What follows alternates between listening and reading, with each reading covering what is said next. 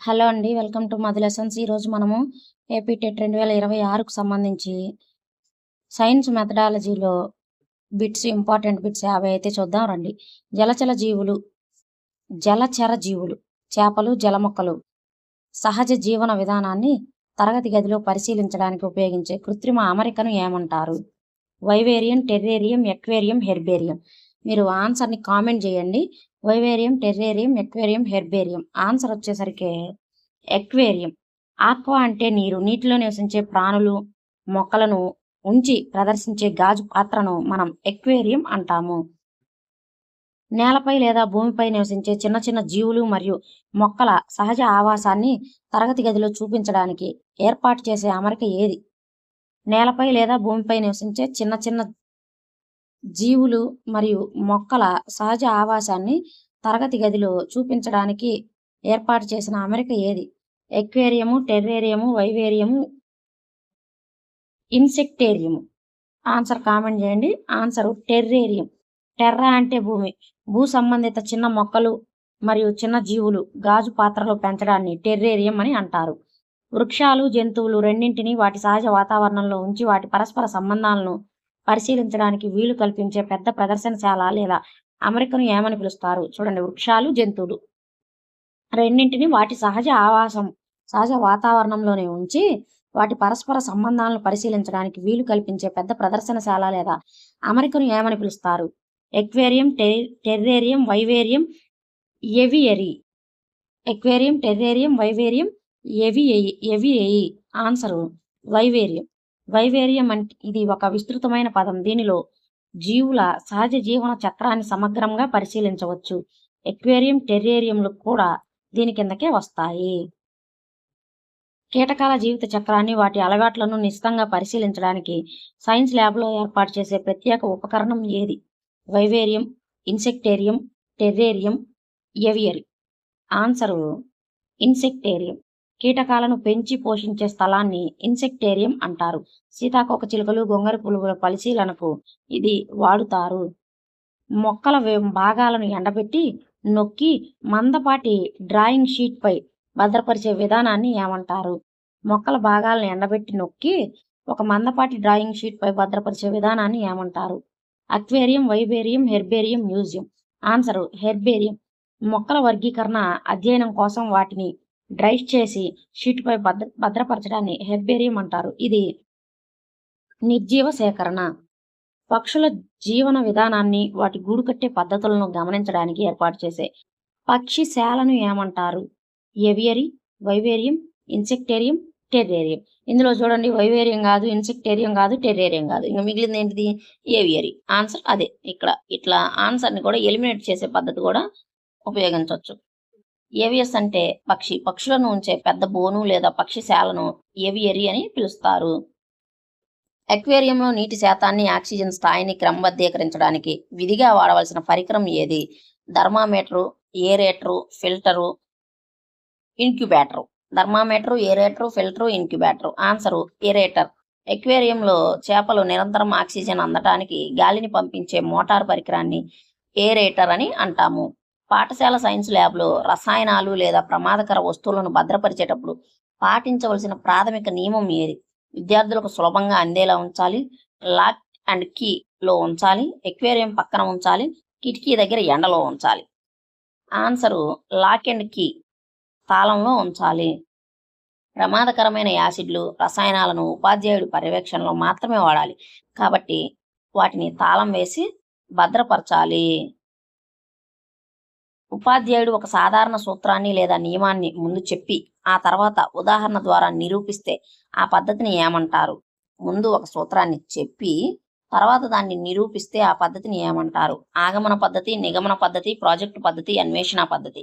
ఈ అన్వేషణ, ప్రాజెక్ట్ రెండు కాదు, ఈ రెండిట్లోనే ఒకటి ఆగమన కానీ నిగమన కానీ. ఆన్సరు నిగమన పద్ధతి. సూత్రం నుండి ఉదాహరణకు వెళ్తే అది నిగమన పద్ధతి. మొదట ఉదాహరణ చెప్పి తర్వాత సూత్రం రాబడితే అది ఆగమన పద్ధతి. డైరెక్ట్గా ముందు సూత్రం చెప్పి ఉదాహరణ చెప్పారనుకో, అది నిగమన పద్ధతి. ముందుగా ప్రత్యేక ఉదాహరణలను పరిశీలించి వాటిలోని సాధారణ గుణాల ఆధారంగా ఒక కొత్త సూత్రాన్ని కనుగొనటం. ఇది ఏ బోధనా పద్ధతి యొక్క ముఖ్య లక్షణం? ముందుగా ఒక ప్రత్యేక ఉదాహరణను పరిశీలించి వాటిలో నుంచి సాధారణ గుణాల ఆధారంగా ఒక కొత్త సూత్రాన్ని కనుగొనటం ఇది ఏ బోధనా పద్ధతి యొక్క ముఖ్య లక్షణం. నిగమన ఆగమన ఉపన్యాస ప్రదర్శన.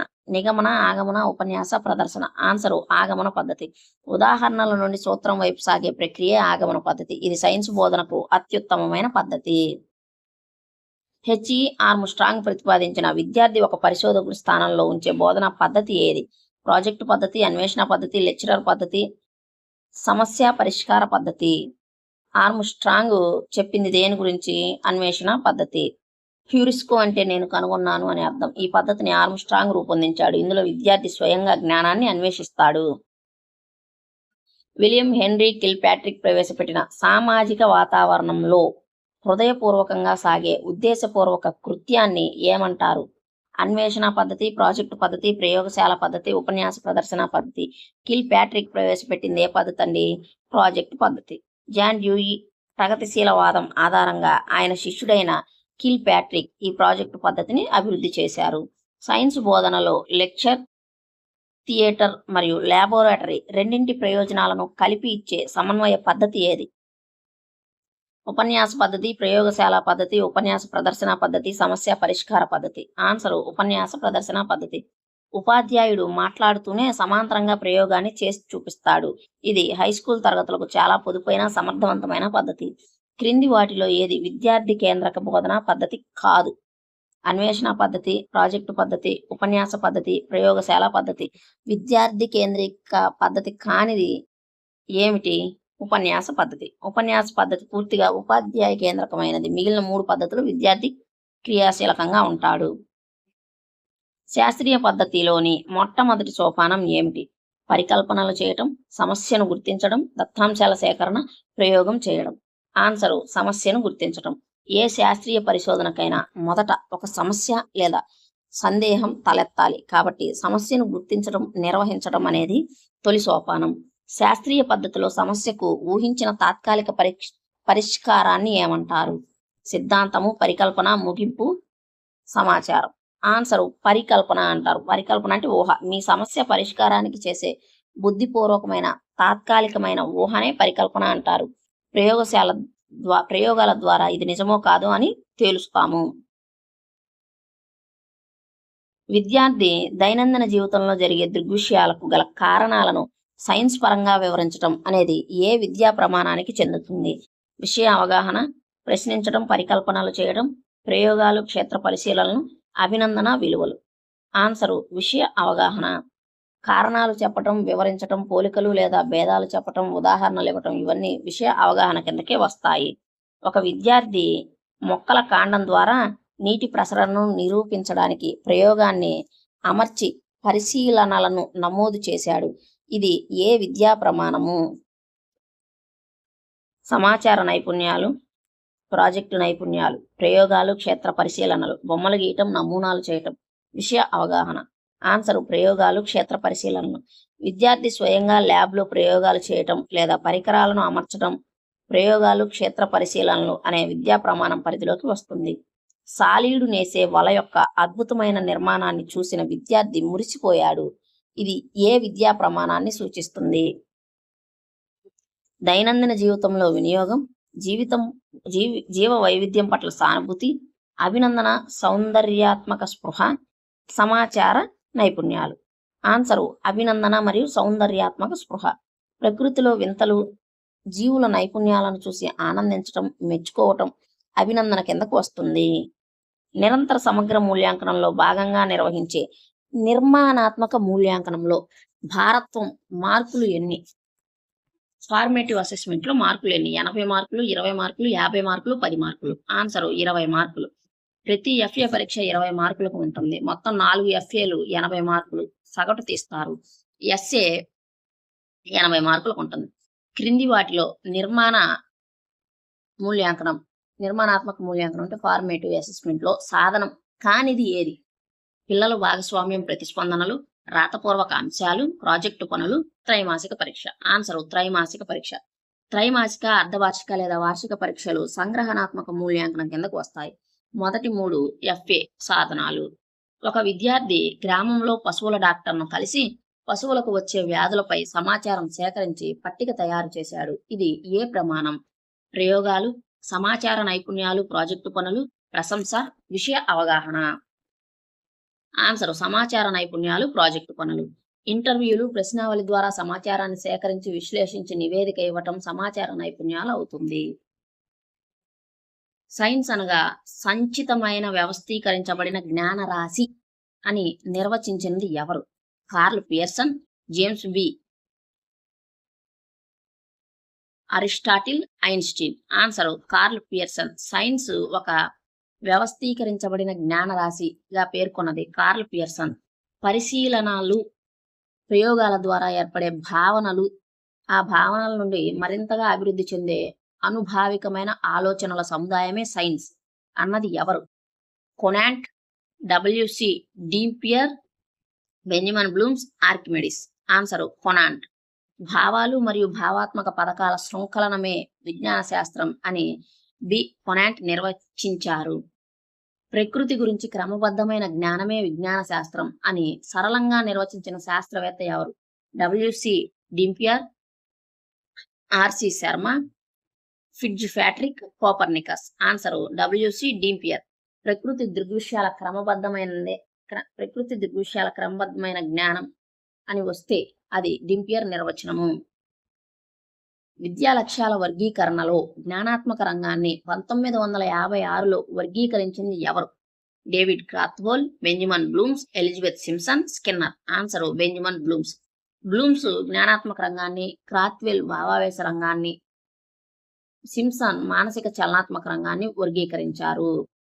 బ్లూమ్స్ జ్ఞానాత్మక రంగాన్ని, క్రాత్వెల్ భావావేశ రంగాన్ని 1964లో, సింప్సన్ మానసిక చలనాత్మక రంగాన్ని 1972లో వర్గీకరించారు. క్రింది వాటిలో మానసిక చలనాత్మక రంగంలోని అత్యున్నత స్థాయి సోపానం ఏది? అనుకరణ, హస్తలాఘవం, సహజీకరణ, ఉచ్చారణ. ఆన్సర్ సహజీకరణ.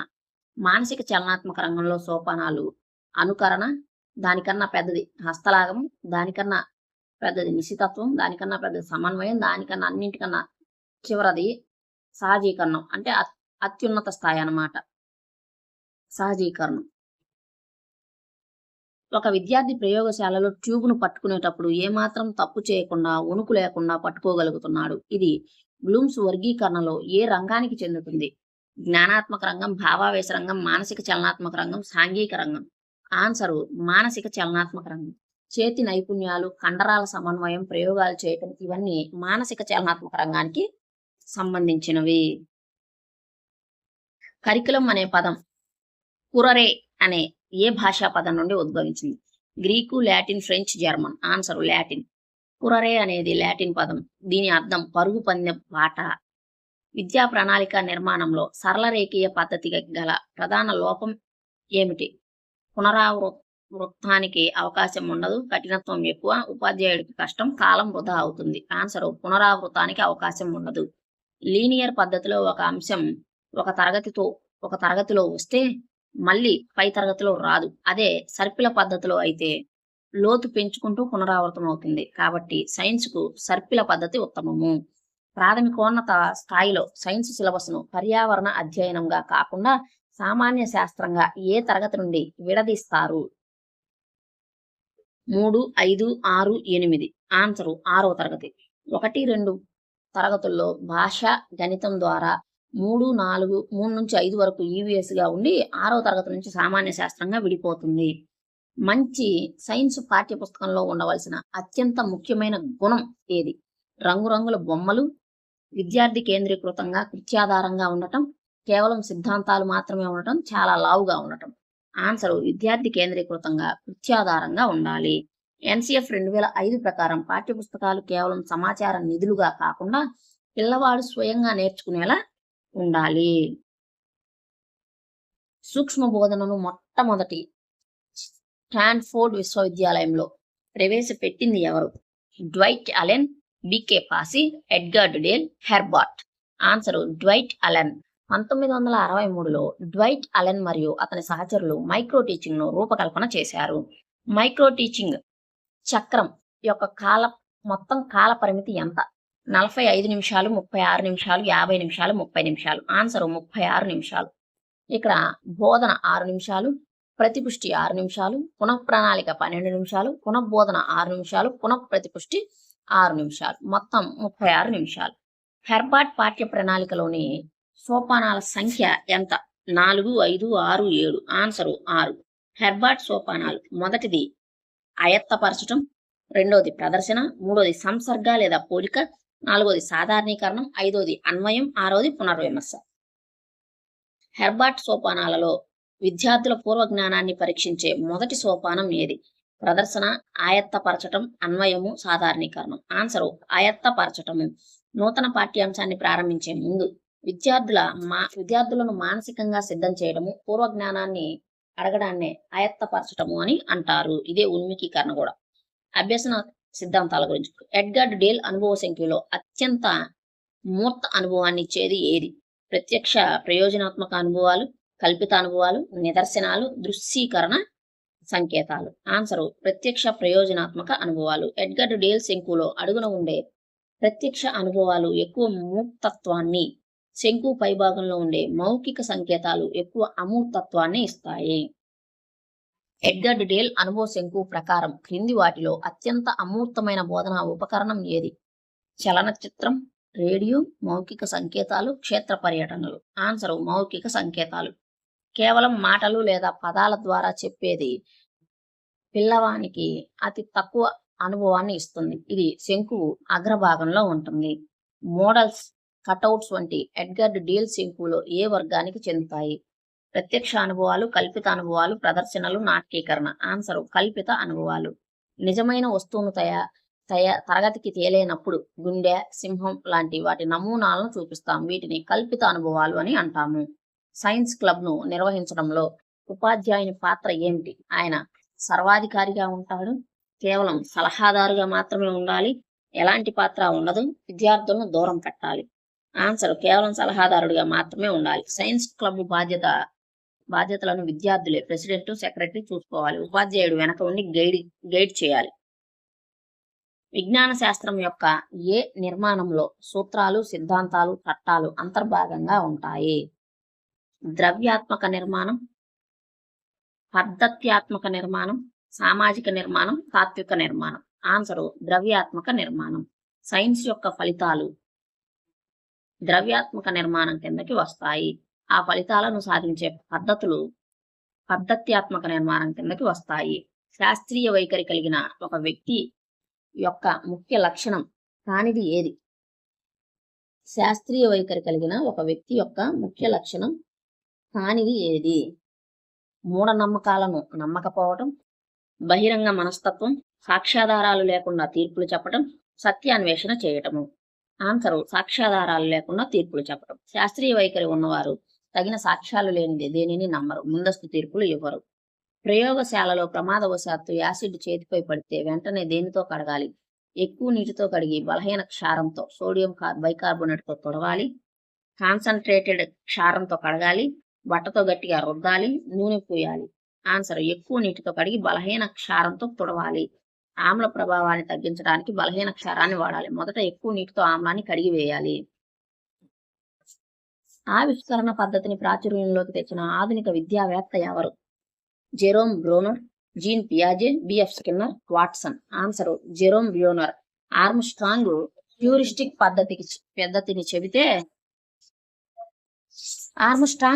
పద్ధతిని చెబితే జెరోమ్ బ్రోనర్ తన బోధనా సిద్ధాంతంలో ఆవిష్కరణ అభ్యసనాన్ని బలంగా సమర్థించారు. క్రింది వాటిలో ఏది త్రిమితీయ ఉపకరణం? Chart, flash card, model, black board. Answer model. మోడల్కు పొడవు, వెడల్పు, మందం ఉంటాయి. చార్టు నమూనాలు లేని బోర్డులు ద్విమితీయ ఉపకరణాలు. సైన్స్ ఒలింపియాడ్ లేదా సైన్స్ ఫేర్ ప్రదర్శన యొక్క ప్రధాన ఉద్దేశం ఏమిటి? విద్యార్థులలో పోటీతత్వాన్ని తగ్గించడం, విద్యార్థులలో సృజనాత్మకతను, శాస్త్రీయ అభివృద్ధిని పెంపొందించడం, పాఠశాలకు సెలవు ఇవ్వటం, ఉపాధ్యాయులకు మార్కులు వేయటం. ఈ ఆప్షన్లు మామూలుగా లేవు. ఆన్సర్ విద్యార్థులలో సృజనాత్మకత, శాస్త్రీయ అభిరుచిని పెంపొందించటం. సైన్స్ ప్రదర్శనలు పిల్లలలో దాగి ఉన్న సృజనాత్మకతను బయటికి తీయడానికి దోహదపడతాయి. విద్యార్థులు తప్పులను సరిదిద్దడానికి మరియు వెనకబడిన విద్యార్థులకు ప్రత్యేకంగా నిర్వహించే బోధనను ఏమంటారు? మైక్రో టీచింగ్, లోప నిర్ధారణ బోధన, లోప నివారణ బోధన, జట్టు బోధన, ఉపన్యాస బోధన. ఆన్సర్ లోప నివారణ బోధన. లోప నిర్ధారణ పరీక్ష ద్వారా లోపాలను కనుగొని వాటిని నివారించడానికి చేసే బోధనను లోప నివారణ బోధన లేదా రెమిడియల్ టీచింగ్ అని అంటాము. బ్లూమ్స్ విద్యా లక్ష్యాల వర్గీకరణలో భావావేశ రంగం దేనికి సంబంధించింది? శారీరక నైపుణ్యాలు, ఆలోచన మరియు జ్ఞానము, హృదయము, వైఖరులు మరియు ఆసక్తులు, కండరాల కదలికలు. ఆన్సర్ హృదయము, వైఖరులు మరియు ఆసక్తులు. జ్ఞానాత్మక రంగం మెదడుకు, భావావేశ రంగం హృదయానికి, మానసిక చలనాత్మక రంగం చేతులకు సంబంధించినది. జాతీయ విద్యా ప్రణాళిక చట్టం 2005 సైన్స్ బోధన ఏ విధంగా ఉండాలి? పాఠ్య పుస్తకానికే పరిమితం కావాలి, జ్ఞానాన్ని పాఠశాల బయటి జీవితంలో అనుసంధానించాలి, పరీక్షల్లో ఎక్కువ మార్కులు తెచ్చుకునేలా ఉండాలి, కంఠస్థం పట్టేలా ఉండాలి. ఆన్సర్ జ్ఞానాన్ని పాఠశాల బయటి జీవితంతో అనుసంధించాలి. నాలెడ్జ్ నిత్య జీవితంతో ముడిపెట్టడం NCF 2005 యొక్క ప్రాథమిక సూత్రం. ఒక సైన్స్ పరీక్షలో ఏ ఉపాధ్యాయుడు దిద్దినా, ఎన్నిసార్లు దిద్దినా ఒకే మార్కులు వస్తే ఆ పరీక్షకు ఏ గుణం ఉన్నట్లు లెక్క? సగటు, విశ్వసనీయత, నిష్పక్షపాక్షత లేదా వస్తునిష్టత, సప్రమాణత. ఆన్సరు నిష్పాక్షికత లేదా వస్తునిష్టత. వ్యక్తిగత అభిప్రాయాలకు తావు లేకుండా ఎవరు దిద్దినా ఒకే ఫలితం వస్తే అది వస్తునిష్టత. వేర్వేరు సమయాల్లో ఒకే వ్యక్తి దిద్దినా ఒకే ఫలితం వస్తే అది విశ్వసనీయత. ఇవి సామాన్య శాస్త్రం బోధనా పద్ధతులకు సంబంధించి ఇంపార్టెంట్ బిట్స్. వీడియో నచ్చినట్టయితే లైక్ చేయండి, షేర్ చేయండి, అలాగే మన ఛానల్ని సబ్స్క్రైబ్ చేసుకోండి. Thank you for watching.